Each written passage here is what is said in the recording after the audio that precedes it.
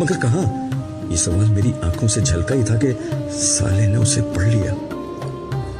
تم خوش نصیب ہو عبداللہ، ہم عرش کی طرف جا رہے ہیں، وہ تیزی سے قدم اٹھاتا ہوا بولا۔ پھر مزید تفصیل بتاتے ہوئے اس نے کہا، اس وقت صرف انبیاء، صدیقین، شہداء اور صالحین یہ اپنی قبروں سے باہر نکلے ہیں۔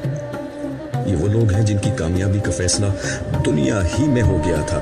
یہ وہ لوگ ہیں جنہوں نے خدا کو بن دیکھے مان لیا تھا، اسے چھوئے بغیر پا لیا تھا، اور اس کی صدا اس وقت سن لی جب کان اس کی آواز سننے سے قاصر تھے۔ یہ لوگ اس کے رسولوں پر ایمان لائے اور ان کی نصرت اور اطاعت کا حق ادا کر دیا۔ ان کی وفاداری اپنی مذہبی شخصیات، اپنے لیڈروں، اپنے فرقے کے اکابرین اور اپنے باپ دادا کے عقائد اور تعصبات سے نہ تھی، بلکہ صرف اور صرف خدا اور اس کے رسولوں سے تھی۔ انہوں نے خدا پرستی کے لیے